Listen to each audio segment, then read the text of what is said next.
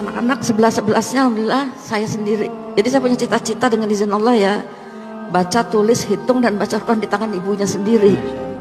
Ini saya buat dari anak pertama sampai anak nomor 11, sebelum meninggal juga sudah banyak hafalan surat-surat pendeknya di juz 30. Umur 4 tahun Allah panggil. 4 tahun. Ya. Nah, itu jadi dibuat kurikulumnya Mas. Nah, sampai Di kurikulum ya, Bu? ya dibuat. Saya bikin sendiri.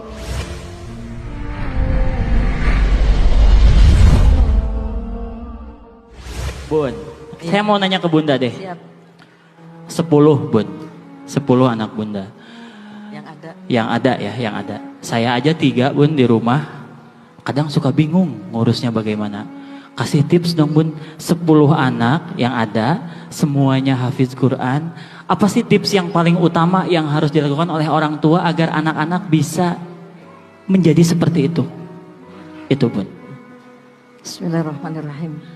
Rabbi syrah li sadri wa yassir li amri wahlul min lisani yafqahu qawli. Pertama memang tips ya praktis. Boleh Bun. Menyandarkan diri kita kepada Allah Subhanahu wa taala. Karena anak ini titipan.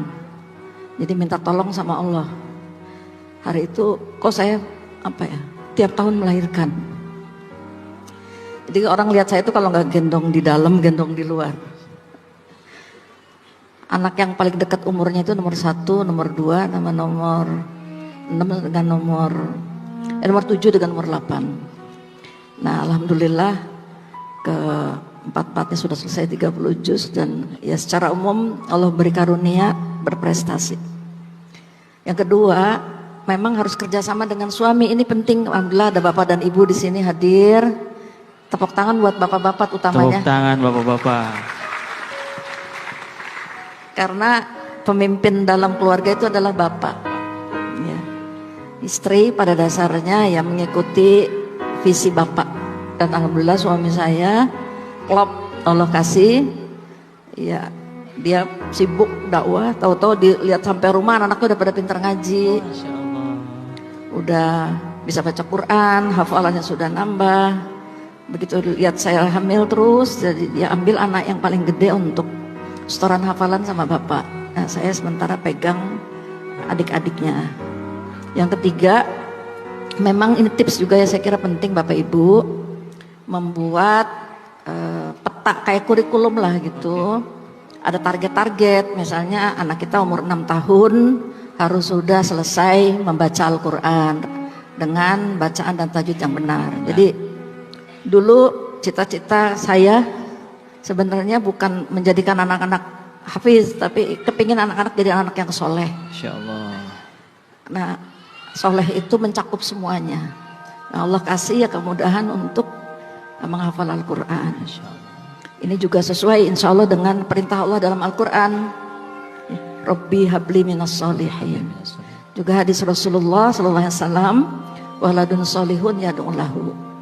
Jadi yang diminta oleh Allah kepada kita bagaimana mendidik anak-anak menjadi anak yang soleh. Nah itu, jadi saya suka nangis juga nih, sebenarnya nangis sama dengan anak-anak. Boleh Bu, nggak apa-apa. Kalau nangis saya itu kalau anak-anak udah di atas 7 tahun, saya takut mereka nggak bisa baca Quran. Jadi saya sampai yang ini keempat ya, janji saya kepada Allah. Pokoknya gimana, jangan sampai anak-anak bisa baca Quran di tangan orang lain. Anak-anak 11-11nya alhamdulillah saya sendiri. Jadi saya punya cita-cita dengan izin Allah ya, baca, tulis, hitung dan baca Quran di tangan ibunya sendiri.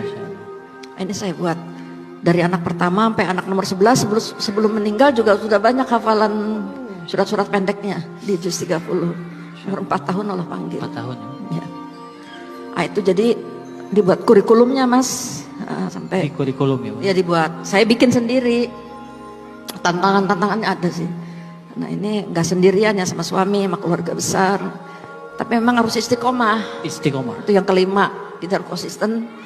Kenapa bisa konsisten? Saya kira ini juga hadiah dari Allah Subhanahu Wa Taala, hidayah.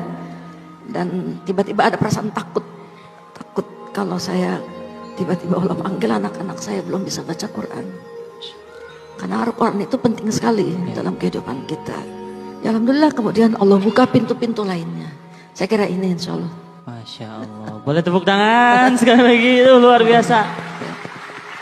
Saya kayak ngerasa ngobrol sama ibu saya sendiri, maaf ya mas ya. Soalnya saya juga kalau ngobrol sama ibu kayak gini.